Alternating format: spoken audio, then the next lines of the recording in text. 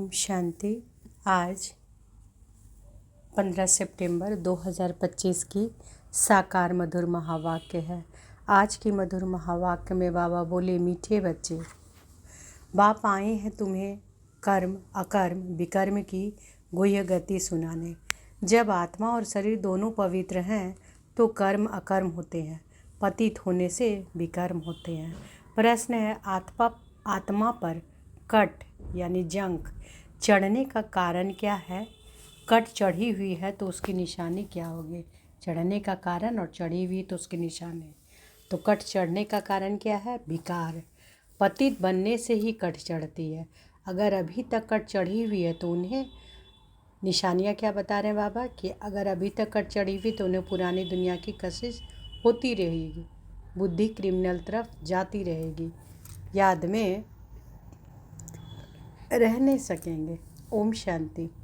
बच्चे इसका अर्थ तो समझ गए हैं। ओम शांति कहने से ही यह निश्चय हो जाता है कि हम आत्माएं यहाँ की रहवासी नहीं हैं, हम तो शांति धाम की रहवासी हैं। हमारा स्वधर्म शांत है। जब घर में रहते हैं फिर यहाँ आकर पाठ बजाते हैं, क्योंकि शरीर के साथ कर्म करना पड़ता है। कर्म होता है एक अच्छा दूसरा बुरा। कर्म बुरा होता है रावण राज्य में। रावण राज्य में सबके कर्म विकर्म बन गए हैं। एक भी मनुष्य नहीं जिसके विकर्म ना होता हो। मनुष्य तो समझते हैं कि साधु सन्यासी आदि से विकर्म नहीं हो सकता, क्योंकि वह पवित्र रहते हैं, सन्यास किया हुआ। वास्तव में पवित्र किसी को कहा जाता है यह बिल्कुल नहीं जानते। वास्तव में पवित्र किसको कहा जाता है यह बिल्कुल नहीं जानते। कहते भी हैं कि हम पतित हैं, पतित पावन को बुलाते हैं।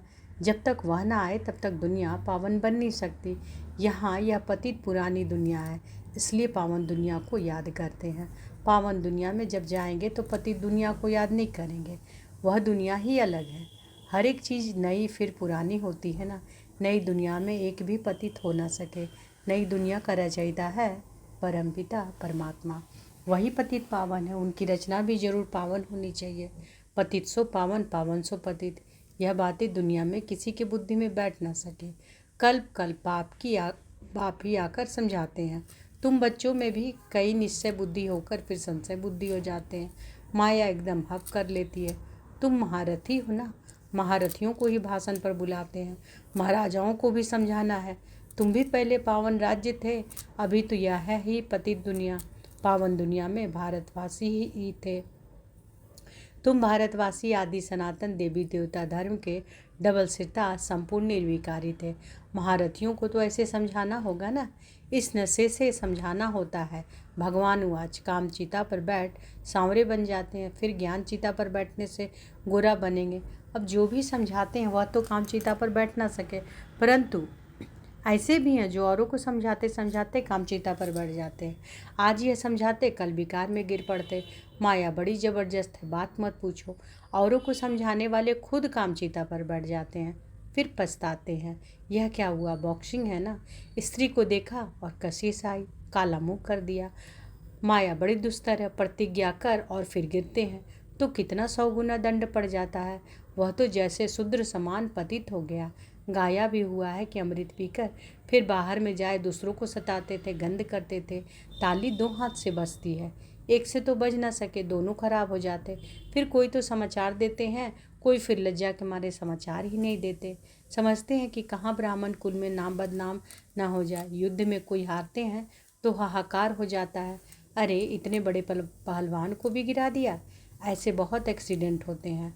माया थप्पड़ मारती है, बहुत बड़ी मंजिल है ना। अब तुम बच्चे समझते हो कि जो सतो प्रधान गोरे थे वही कामचिता पर बैठने से काले तमो प्रधान बने हैं, है ना। तो बाबा क्या बात कहते हैं कि अब तुम बच्चे समझते हो कि सतो प्रधान गोरे थे, वही कामचिता पर बैठने से काले तमो प्रधान बने हैं। राम को भी काला बनाते हैं। चित्र तो बहुतों को काले बनाते हैं, परंतु मुख्य की बात समझाई जाती है। यहाँ भी रामचंद्र का काला चित्र है, उनसे पूछना चाहिए काला क्यों बनाया है। कह देंगे यह तो ईश्वर की भावी, यह तो चलता आता है, क्यों होता है क्या होता है यह कुछ नहीं जानते। अब तुमको बाप समझाते हैं, कामचिता पर बैठने से पतित दुखी वर्थ नौटे पैनी बन जाते हैं। वह है निर्विकारी दुनिया, यह है विकारी दुनिया।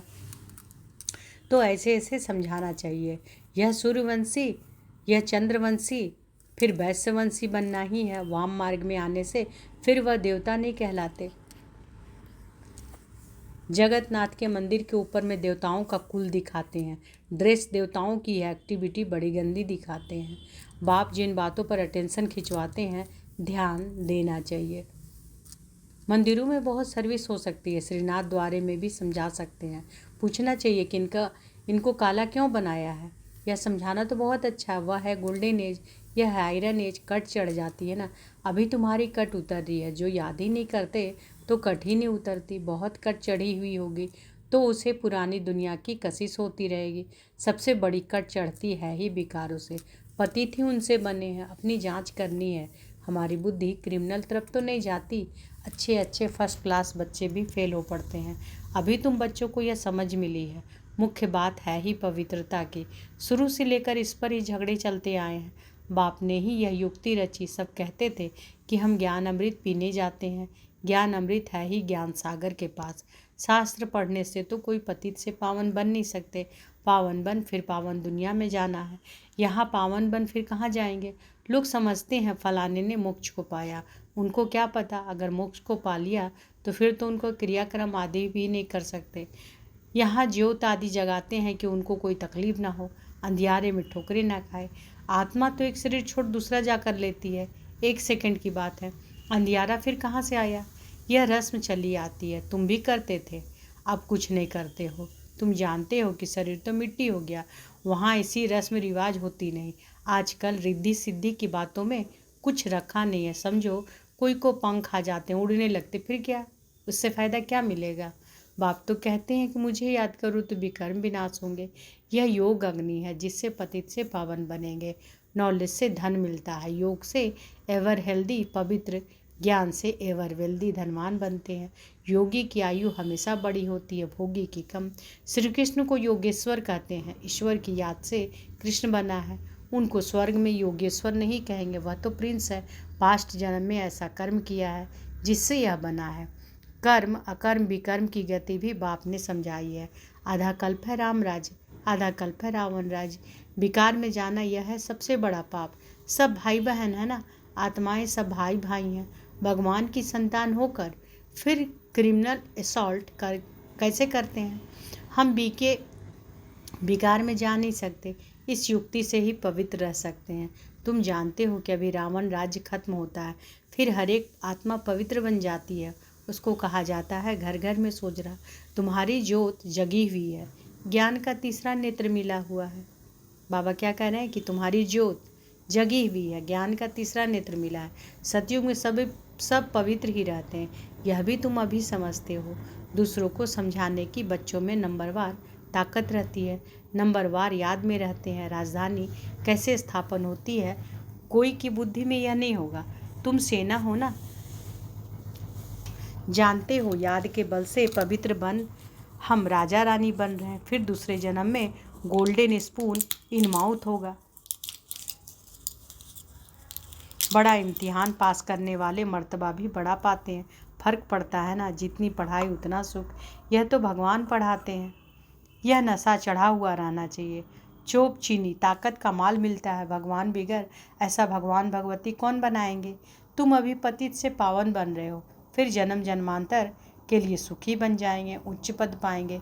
पढ़ते पढ़ते फिर गंदे बन जाते हैं। देह अभिमान में आने से फिर ज्ञान का तीसरा नेत्र बंद हो जाता है। माया बड़ी ज़बरदस्त है। बाप खुद कहते हैं कि बड़ी मेहनत है। बाप खुद कहते हैं बड़ी मेहनत है। मैं कितनी मेहनत करता हूँ ब्रह्मा के तन में आकर, लेकिन समझ कर फिर भी कह देते हैं ऐसे थोड़े ही हो सकता है। शिव बाबा आकर पढ़ाते हैं, हम नहीं मानते। यह चालाकी है, ऐसे भी बोल देते हैं।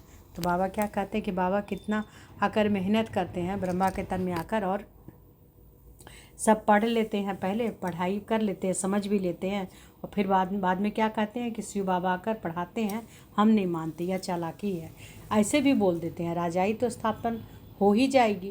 कहते हैं ना कि सच की बेड़ी हिलती है परंतु डूबती नहीं। कितने विघ्न पड़ते हैं। अच्छा,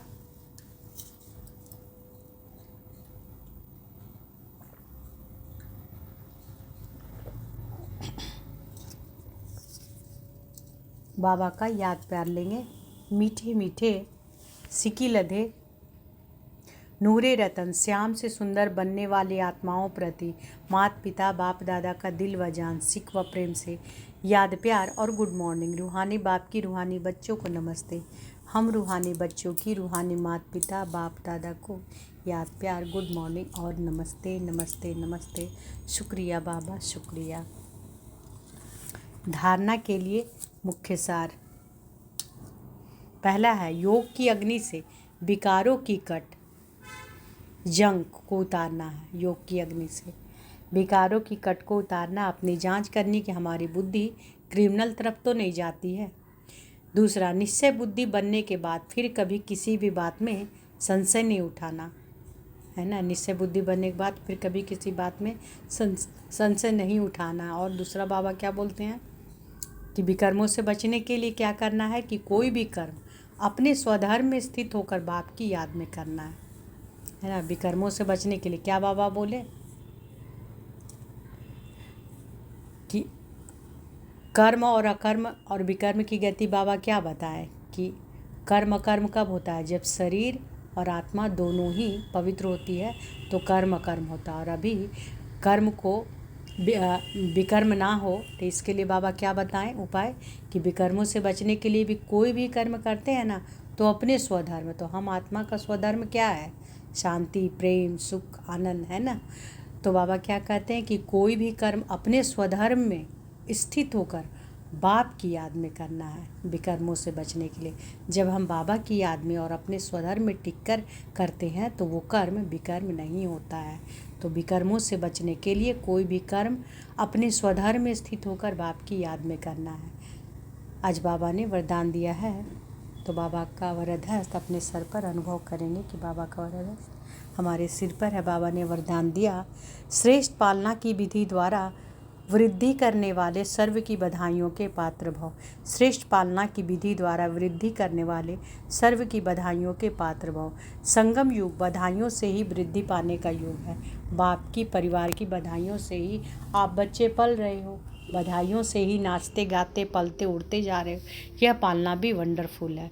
तो आप बच्चे भी बड़ी दिल से रहम की भावना से दाता बनकर हर घड़ी एक दो को बहुत अच्छा कर बधाई देते रहो। यही पालना की श्रेष्ठ विधि है। इस विधि से सर्व की पालना करते रहो तो बधाइयों के पात्र बन जाएंगे। स्लोगन है, अपना सरल स्वभाव बना लेना यही समाधान स्वरूप बनने की सहज विधि है। समाधान स्वरूप के लिए क्या विधि बाबा बता रहे हैं कि अपना सरल स्वभाव बना लेना यही समाधान स्वरूप बनने की सहज विधि है। मातेश्वरी जी के अनमोल महावाक्य। पुरुषार्थ और प्रारब्ध का बना हुआ अनादि ड्रामा। मातेश्वरी जी, पुरुषार्थ और प्रारब्ध दो चीज़ें हैं। पुरुषार्थ से प्रारब्ध बनती है। यह अनादि सृष्टि का चक्र फिरता रहता है। जो आदि सनातन भारतवासी पूज्य थे वही फिर पुजारी बने, फिर वही पुजारी पुरुषार्थ कर पूज्य बनेंगे। यह उतरना और चढ़ना अनादि ड्रामा का खेल बना हुआ है। जिज्ञासु। मातेश्वरी जी, मेरा भी यह प्रश्न उठता है कि जब यह ड्रामा ऐसा बना हुआ है तो फिर अगर ऊपर चढ़ना होगा तो आप पे ही चढ़ेंगे, फिर पुरुषार्थ करने का फ़ायदा ही क्या हुआ। जो चढ़ेंगे फिर भी गिरेंगे, फिर इतना पुरुषार्थ ही क्यों करें। मातेश्वरी, आपका कहना है कि यह ड्रामा हूबहू रिपीट होता है तो क्या ऑलमाइटी परमात्मा सदा खेल को देख खुद थकता नहीं है। जैसे 4 ऋतुओं में सर्दी गर्मी आदि का फर्क रहता है तो क्या इस खेल में फर्क नहीं पड़ेगा। मातेश्वरी, बस यही तो खूबी है इस ड्रामा की, हूबहू रिपीट होता है। और इस ड्रामा में और भी खूबी है जो रिपीट होते हुए भी नित्य नया लगता है। पहले तो अपने को भी यह शिक्षा नहीं थी, लेकिन जब नॉलेज मिली है तो जो भी सेकंड बाय सेकंड चलता है भल हूबहू कल पहले वाला चलता है। परंतु जब उनको साक्षी हो देखते हैं तो नित्य नया समझते हैं। अभी सुख दुख दोनों की पहचान मिल गई, इसलिए ऐसे नहीं समझना। अगर फेल होना ही है तो फिर पढ़े ही क्यों, है ना। बाबा मामा क्या बोल रही है कि अभी सुख दुख दोनों की पहचान मिल गई है, इसलिए ऐसा नहीं समझना कि अगर फेल होना ही है तो फिर पढ़े ही क्यों। नहीं, फिर तो ऐसे भी समझे कि अगर खाना मिलना होगा तो आप ही मिलेगा, फिर इतनी मेहनत कर कमाते ही क्यों हो। वैसे हम ही देख रहे हैं, अब चढ़ती कला का समय आया, वही देवता घराना स्थापन हो रहा है, तो क्यों ना अभी भी वो सुख ले लेवे। जैसे देखो, अब कोई जज बनना चाहता है तो जब पुरुषार्थ करेगा तब उस डिग्री को हासिल करेगा ना। अगर उसमें फेल हो गया तो मेहनत ही बर्बाद हो जाती है। परंतु इस अविनाशी ज्ञान में फिर ऐसा नहीं होता, जरा भी इस अविनाशी ज्ञान का विनाश नहीं होता। करके इतना पुरुषार्थ ना कर दैवी घराने में ना भी आए, परंतु अगर कम पुरुषार्थ किया तो भी उस सतयुगी दैवी प्रजा में आ सकते हैं। परंतु पुरुषार्थ करना अवश्य है, क्योंकि पुरुषार्थ से ही प्रारब्ध बनेगी। बलिहारी पुरुषार्थ की ही गाई हुई है। यह ईश्वरीय नॉलेज सर्व मनुष्य आत्माओं के लिए है। पहले तो अपने को यह एक मुख्य पॉइंट ख्याल में अवश्य रखनी है। जब इस मनुष्य सृष्टि झाड़ का बीज रूप परमात्मा है, तो उस परमात्मा द्वारा जो नॉलेज प्राप्त हो रही है वो सब मनुष्यों के लिए जरूरी है। सभी धर्म वालों को यह नॉलेज लेने का अधिकार है। भल हर एक धर्म की नॉलेज अपनी अपनी है, हर एक का शास्त्र अपना अपना, हर एक की मत अपनी अपनी, हर एक का संस्कार अपना अपना है, लेकिन यह नॉलेज सबके लिए है। भल वो इस ज्ञान को ना भी उठा सके, हमारे घराने में भी ना आवे, परंतु सबका पिता होने के कारण उनसे योग लगाने से फिर भी पवित्र अवश्य बनेंगे। इस पवित्रता के कारण अपने ही शिक्षण में पद अवश्य पाएंगे, क्योंकि योग को तो सभी मनुष्य मानते हैं। बहुत मनुष्य ऐसे कहते हैं हमें भी मुक्ति चाहिए, मगर सजाओं से छूट मुक्त होने की शक्ति भी इस योग द्वारा मिल सकती है। आज के अव्यक्त इशारे हैं।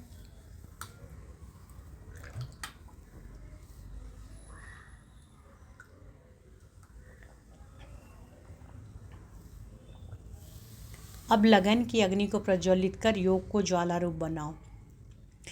आप बच्चों के पास पवित्रता की जो महान शक्ति है, यह श्रेष्ठ शक्ति है, अग्नि का काम करती है, जो सेकंड में विश्व के कीचड़े को भस्म कर सकती है।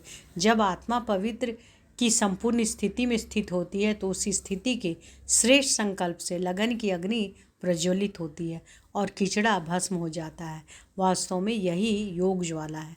अभी आप बच्चे अपनी श्रेष्ठ शक्ति को कार्य में लगाओ। तो बाबा अव्यक्त इशारे में क्या बोले कि आप बच्चों के पास पवित्रता की जो महान शक्ति है, यह श्रेष्ठ शक्ति ही अग्नि का काम करती है, जो सेकंड में विश्व के कीचड़े को भस्म कर सकती है। जब आत्मा पवित्रता की संपूर्ण स्थिति में स्थित होती है तो उस स्थिति के श्रेष्ठ संकल्प से लगन की अग्नि प्रज्वलित होती है और कीचड़ा भस्म हो जाता है। वास्तव में यही योग ज्वाला है। अभी आप बच्चे अपनी श्रेष्ठ शक्ति को कार्य में लगाओ, है ना। तो इस श्रेष्ठ शक्ति को बाबा कार्य में लगाने कहते हैं। तो आज के अव्यक्त इशारे क्या है कि बाप आए हैं तुम्हें, आज के मुरली के सार क्या है, बाबा क्या बोले कि बाप आए हैं तुम्हें कर्म अकर्म विकर्म की गुह्य गति सुनाने। जब आत्मा और शरीर दोनों पवित्र हैं तो कर्म अकर्म होते हैं, पतित होने से विकर्म होते हैं। और विकर्म से बचने के लिए बाबा ने क्या युक्ति बताई, बाबा क्या युक्ति बताएं। बाबा बोले कि विकर्मों से बचने के लिए कोई भी कर्म अपने स्वधर्म में स्थित होकर बाबा की याद में करना है ना। अच्छा, शुक्रिया बाबा, शुक्रिया। ओम शांति।